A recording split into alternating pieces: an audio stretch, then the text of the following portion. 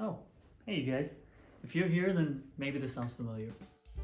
It's close to midnight on December 31st. You're observing the new year, maybe with friends, family, or even watching the countdown in your city or live on TV. The excitement of the new year is building with every number of the countdown. 3, 2, 1, Happy New Year! The end to last year and the beginning to a new chapter in your life, and you're gonna make this year yours. But as you're going through the resolutions in your head, some of them start sounding familiar. This year, I'll get in shape. Go to the gym every day, stick to my diet, wake up early, read a book every month, spend more quality time with my friends, finally starting a new YouTube channel. After all, new year, new me, right? Well, I'm in the same boat as you. Excited for the new year, ready to take it in my stride and make it the best year yet. The thing is, I haven't had the best track record. Good, but not great. So what can we do to make this year different? I've read self-help books, listened to podcasts, and watched one too many late-night motivation videos on YouTube. And here are 4 tips that I've come across that'll help us hit the ground running with our resolutions, and more importantly, stick to them. First, keep your list short and realistic. And people always say, write down your resolutions, write down your goals. And there is some truth in putting it on paper as a first step into manifesting it into being. But instead of having a running list of resolutions, do some brainstorming, write down as many ideas that are exciting to you, and then pick out 2 to 3 that you're really passionate about. No need to take over the world in 1 year. After all, it's a marathon, not a sprint. Give yourself a chance to rise to the occasion by making your goals realistic, and then watch the magic of momentum take over. Second, have clear goals. Now that you have your list of resolutions narrowed down, it's time to turn them into goals. After all, as Denzel Washington said in his commencement speech at Dillard University, dreams without goals are just dreams, and they ultimately fuel disappointment. So, let's not let our dreams, our goals, fall by the wayside again without clear definition. Instead, we'll apply the SMART framework to our goals to make them more concrete and more likely to be accomplished. The SMART acronym stands for specific, measurable, attainable, relevant, and time-bound. As useful as it is in school and in the corporate world, it's just as useful as a tool in our personal lives. In short, make your goals specific and really think through what needs to be accomplished for your goal to be reached. Make it measurable in some way. For this, you might try quantifying it. Create goals that are achievable and realistic, like our first tip covered. Make it relevant to you. Think, why am I setting this goal for myself in the first place? And of course, time-bound. Depending on your goal, you may complete your goal in a matter of months, or it might take you a whole year or more. Whatever the case may be sure to add this time-related criteria to your goal. An example of a goal to work out more after applying the SMART framework might look something like this.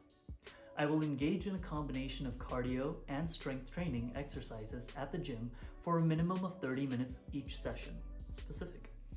3 times a week for the next 3 months, measurable and attainable. This will improve my overall fitness and well-being, aligning with my goal to lead a more active and healthy lifestyle, relevant.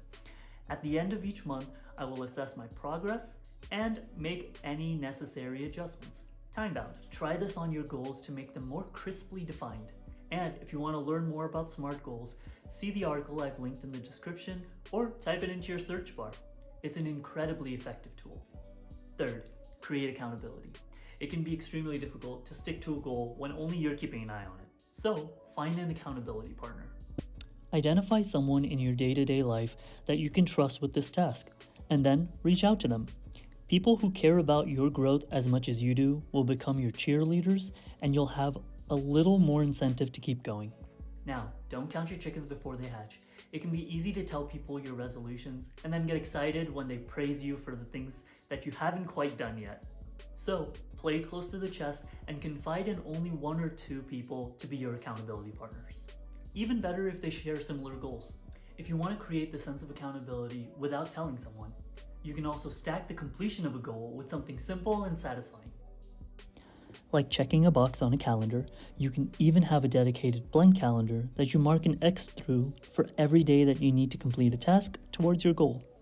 You can even mark the completion with something like moving a marble from one jar to another. Whatever you do, make it something simple that you enjoy and can look at to be proud of the progress that you've made, and something that encourages you to keep going.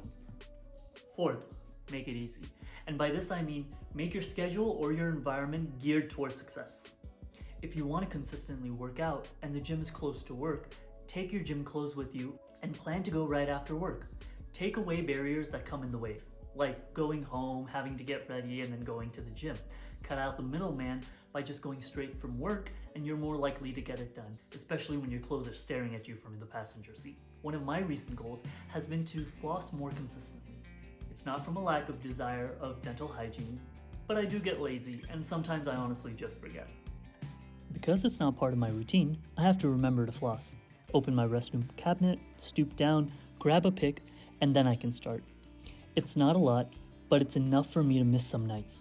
So I decided to change things and follow a common tip to keep the floss on top of the counter. Not only does this eliminate the need to get it from the cabinet, but seeing it reminds me to floss more regularly.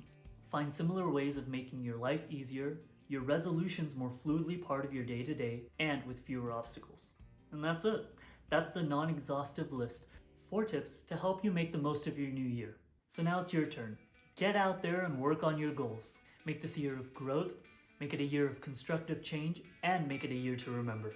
Let me know in the comment section what your New Year's resolutions are. I'd love to hear from you, and I'll see you next time. What is my laptop doing back there? Just be cool, dude. Just be cool.